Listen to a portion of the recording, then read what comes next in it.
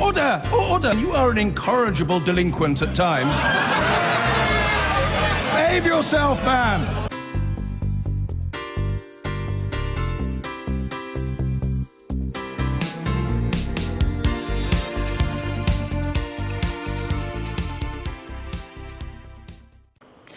40% of maternity wards had to turn away new admissions at some point last year due to a lack of beds and staff. The figures, which were obtained by the Labour Party, show units had to close their doors 382 times in 2016, a 70% increase on 2 years before. The Royal College of Midwives says the problem of understaffing needs immediate attention. Sky's Fraser Ward has more. 9, 10, 11. Maternity services are facing difficult times. An increase in birth rates, combined with factors like obesity and the choice of many women to start families later in life, has been putting even more pressure on the NHS. MLU are full. And uncertainty caused by Brexit over the future of midwives from the EU certainly isn't helping. Now research by the Labour Party has shown that maternity units have increasingly had to resort to closing their doors to new mothers. Out of 96 hospital trusts that responded, 42 said they'd temporarily closed maternity wards to new admissions at some point last year. Some of the closures lasted more than 24 hours. In 2016, units had to close their doors on 382 occasions. That's a 70% increase from 2014. Patient safety absolutely has to be a priority, but the reason the hospitals have been forced into these drastic decisions is because they've not got the staff, and the equipment and the buildings in which they're operating in has been neglected. Both of those decisions are a direct consequence of this government's systematic underfunding of the NHS, and it simply cannot be allowed to continue. Many expectant mothers have a birth plan which they hope will help reduce the stress and anxiety of having a baby. The Royal College of Midwives says a lack of resources often means those best laid plans have to go out the window. It can be very frustrating, but also a source of anxiety, that particularly if you're in labour, that you may have planned for some time that this is where you're going to give birth, and suddenly you're finding that you're having to divert to a service that may be some miles away. But Labour argues that unless the Conservatives make good their election promise of 7 years ago to increase the number of midwives by 3,000, more maternity closures are inevitable. Fraser Ward, Sky News. Almost 40% of maternity wards in England closed their doors to expectant mothers last year. And that's according to a Freedom of Information request made by the Labour Party. In England, 136 NHS trusts offer maternity services. Last year, 42 of them closed their doors to new admissions at least once. There were 382 separate occasions when units were closed. That's up by 70% on 2014.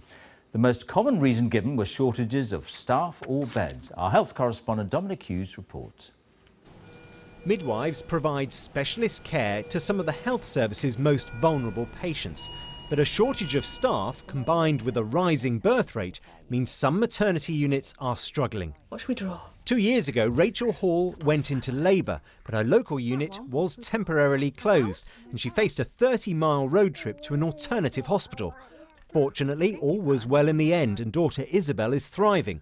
But for Rachel, the memories are still vivid. When I was told that the hospital was closed, I was absolutely devastated. I didn't know what to do. I think I actually went into shock to start off with, because I just went really, really quiet. And then I just burst into tears and was like uncontrollably crying because I just didn't know what was going to happen. So it was quite scary not knowing that my hospital wouldn't take me. This is one of the hospitals that had to close the doors of its maternity unit at least once during 2016. Now, everyone agrees that at times managers may have to do that if the safety of mothers and babies is being compromised during extremely busy periods. It happens. Births are extremely difficult to plan for. But experts warn that if it happens too frequently, well, that's a sign of a system under stress. The Royal College of Midwives believes there's a shortfall of 3,500 expert maternity staff, and that's what's behind the increase in closures.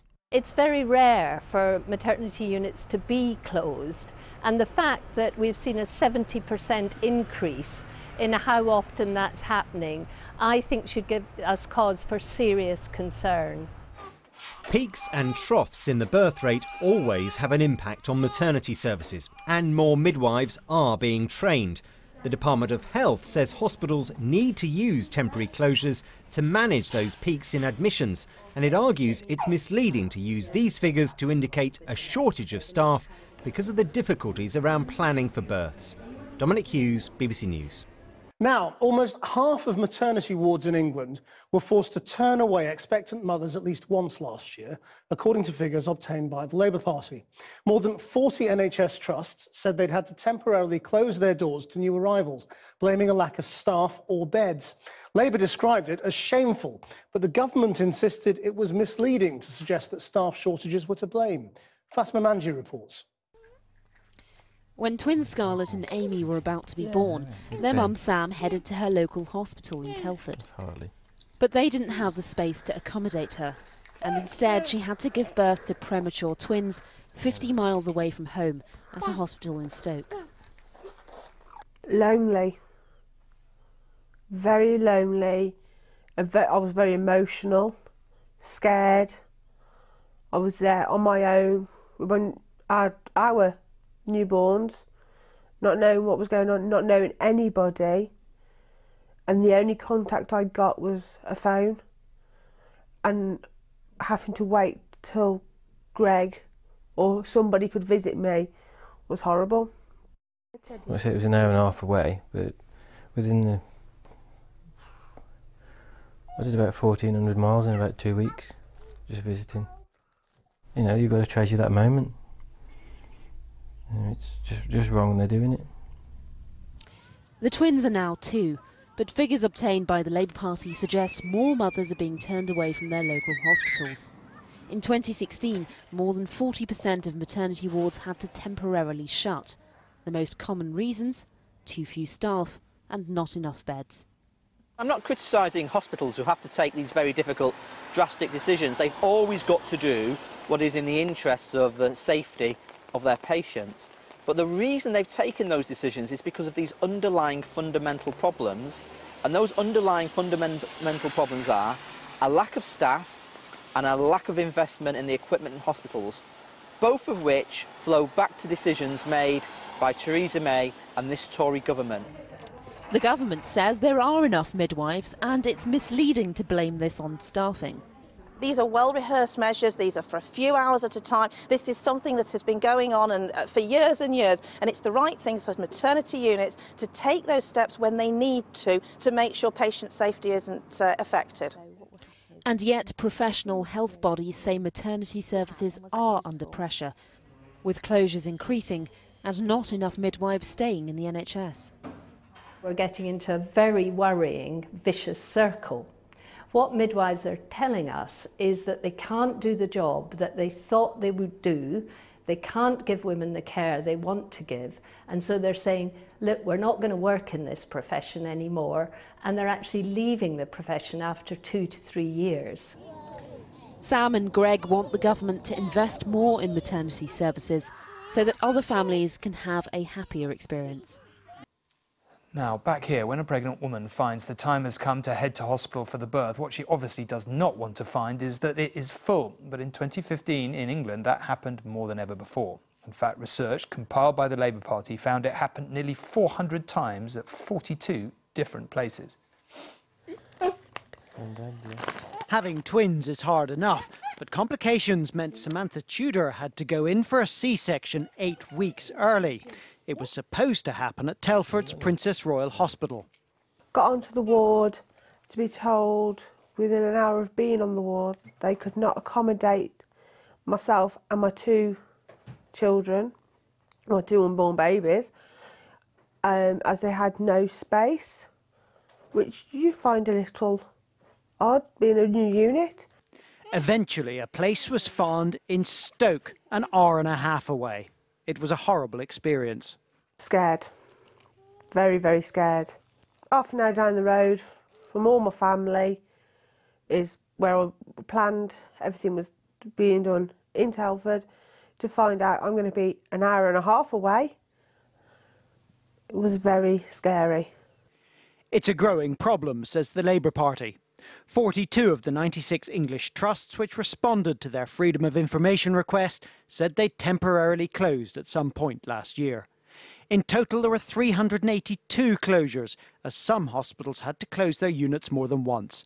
That's a 70% increase in maternity unit closures since 2014. These figures show an increase year on year, and for maternity wings to close 382 times in the last year clearly indicates underlying problems with the system, and it is because the Tories are starving the NHS of the investment it needs.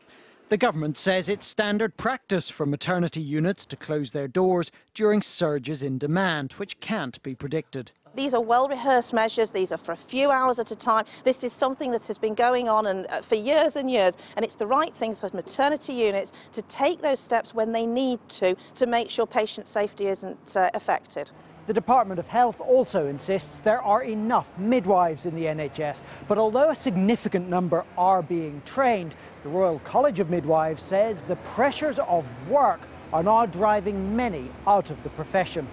They can't do the job that they thought they would do.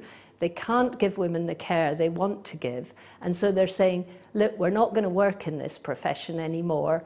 And they're actually leaving the profession after 2 to 3 years. That is a huge waste of public money. And that's the real problem at the moment. So unless more midwives can be hired and retained, more women may face the kind of experience Samantha found so frightening. Carl Dinnan, News at 10.